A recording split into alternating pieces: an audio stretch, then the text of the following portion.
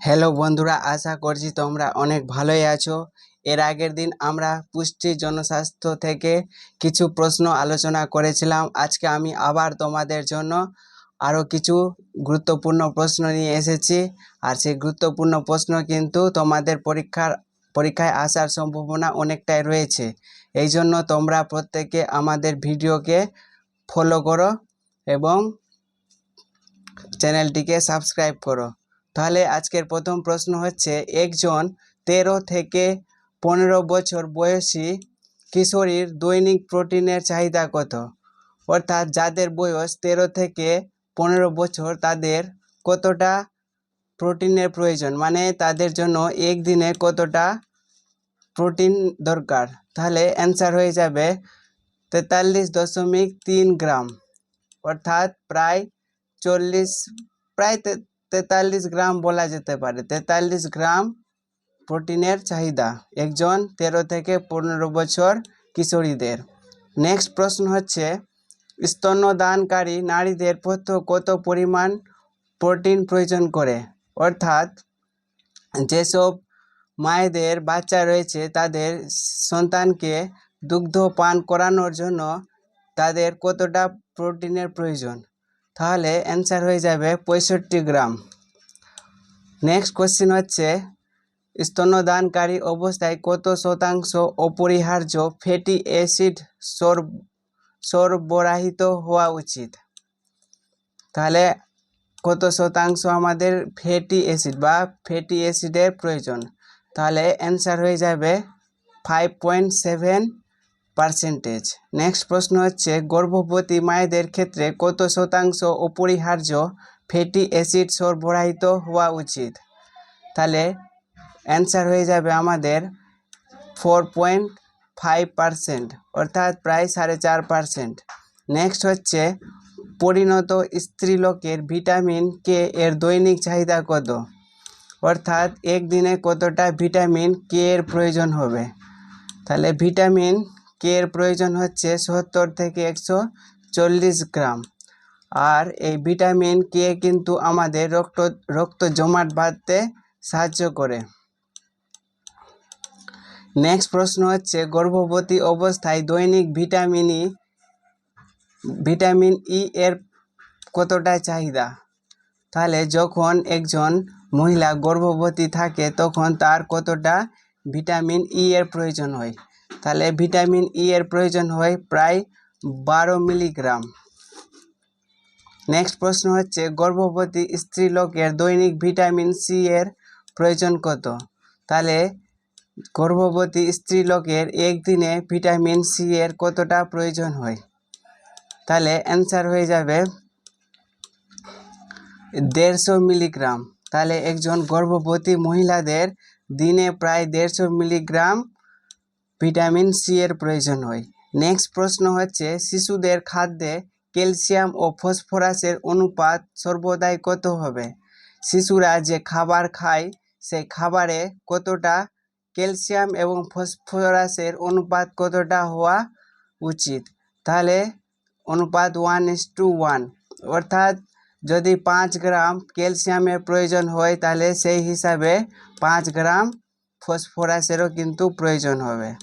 Next প্রশ্ন হচ্ছে, গর্ভবতী স্ত্রীলোকের দৈনিক কত পরিমাণ ফলিক অ্যাসিডের প্রয়োজন?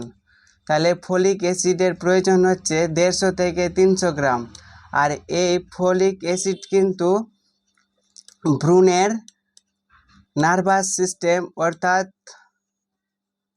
নিউরন বা মস্তিষ্কের বিকাশ ঘটাতে সাহায্য করে। এই অ্যাসিডের যদি অভাব হয়ে যায় তাহলে ভ্রূণের মস্তিষ্কের বিকাশ কিন্তু ভালোভাবে হবে না। নেক্সট প্রশ্ন হচ্ছে, রান্নার সময় সোডা ব্যবহার করলে খাদ্যে দ্রবীভূত থাকা কোন ভিটামিন সম্পূর্ণ নষ্ট হয়ে যায়? তাহলে রান্নার সময় সোডা দেওয়া হয় যেমন অনেক কিছু, যেমন মিষ্টির আকার বড় করার জন্য কিন্তু সেখানে সোডা ব্যবহার করা হয়। এছাড়া লুচিকে ফোলানোর জন্য সোডা ব্যবহার করা হয়। এই ধরনের বাজারে অনেক ধরনের খাবার আছে যেখানে সোডা কিন্তু ব্যবহার করা হয়।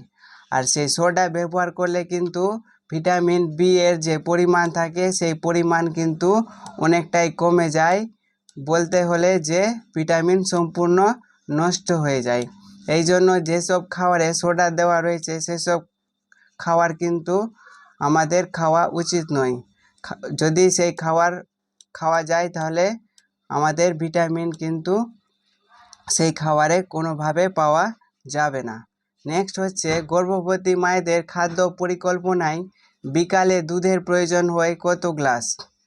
তাহলে দুধ হচ্ছে হাফ গ্লাস দুধ কিন্তু প্রত্যেক দিন প্রয়োজন। যেসব গর্ভবতী মায়েরা আছে তাদের কিন্তু হাফ গ্লাস করে দুধ প্রত্যেক দিন খেতে হবে। নেক্সট হচ্ছে 2 থেকে 4 মাস বয়সের শিশুরা দৈনিক কতবার মাতৃদুগ্ধ গ্রহণ করে? যেসব শিশুদের বয়স হচ্ছে 2 থেকে 4 মাস তাদের দিনে কতবার মাতৃদুগ্ধ গ্রহণ করতে হয়? তাহলে হয়ে যাবে 6 থেকে 7 বার কিন্তু তারা মাতৃদুগ্ধ পান করে থাকে।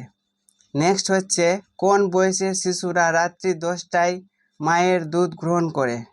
তাহলে অ্যান্সার হয়ে যাবে 8 থেকে 12 মাসের শিশুরা কিন্তু রাত্রি 10টার সময় দুধ গ্রহণ করে। নেক্সট হচ্ছে মাতৃদুগ্ধে জীবাণুনাশক একটি পদার্থের নাম লেখো। তাহলে মাতৃদুগ্ধ পান করার সময় সেই দুধে কিন্তু জীবাণুনাশক একটি পদার্থ থাকে, সেই জীবাণুনাশক পদার্থের নাম হচ্ছে লাইকোজাইম। এটা কিন্তু খুব ভেরি ইম্পর্টেন্ট কোশ্চিন। যেমন গরুর লালাতে থাকে লাইসোজোম, যার ফলে গরুগুলো তাদের জিভ দিয়ে চেটে চেটে ঘাকে শুকিয়ে দেয়, কারণ তাদের লাইসোজোম ঘায়ের জীবাণুকে কি করে নষ্ট করে দেয়।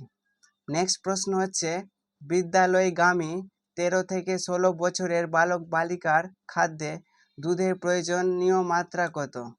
যাদের বয়স 13 থেকে 16 বছর তাদের খাদ্যে দুধের প্রয়োজনীয় কতটা মাত্রা থাকা দরকার? তাহলে অ্যান্সার হয়ে যাবে 300 গ্রাম।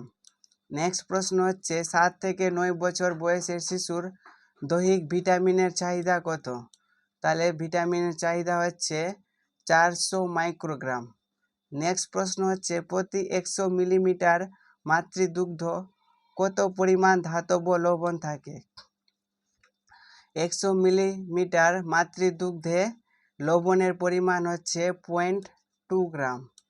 নেক্সট হচ্ছে শিশু মায়ের দুধ পান করলে পেট খারাপের সম্ভাবনা কত শতাংশ কমে যায়? শিশু মায়ের দুধ পান করলে পেট খারাপের সম্ভাবনা কমে যায় 4%। নেক্সট হচ্ছে বোতলের পরিবর্তে শিশুদের কোন পাত্রে দুধ খাওয়ানো উচিত? বোতলের পরিবর্তে বাটি চামচে কিন্তু দুধ খাওয়ানো উচিত। বৃদ্ধ বয়সে কোন উপাদান বেশি খাওয়া উচিত নয়? বৃদ্ধ বয়সে মিষ্টি জাতীয় খাবার খাওয়া কিন্তু উচিত নয়। নেক্সট হচ্ছে কঠোর পরিশ্রমী নারীদের ক্ষেত্রে দৈনিক নিয়ামিন এর প্রয়োজনীয় মাত্রা কত? তাহলে হচ্ছে 21 মিলিগ্রাম। নেক্সট হচ্ছে বৃদ্ধ বয়সে সুস্বাস্থ্য বজায় রাখার জন্য খাদ্য তালিকায় কত পরিমাণ পানীয় জল রাখা উচিত? অ্যান্সার হচ্ছে 8 থেকে 10 গ্লাস। নেক্সট হচ্ছে 7 থেকে 12 বছর বয়সের বালক বালিকার খাদ্য তালিকায় শর্করা জাতীয় খাদ্যের প্রয়োজনীয় মাত্রা কত? যাদের বয়স 7 থেকে 12 বছর তাদের খাবার তালিকায় কতটা শর্করার প্রয়োজন হয়? তাহলে অ্যান্সার হয়ে যাবে 50%। নেক্সট হচ্ছে 10 থেকে 12 বছর বয়স্ক বালক বালিকাদের দিনে কতটা ক্যালোরির প্রয়োজন হয়?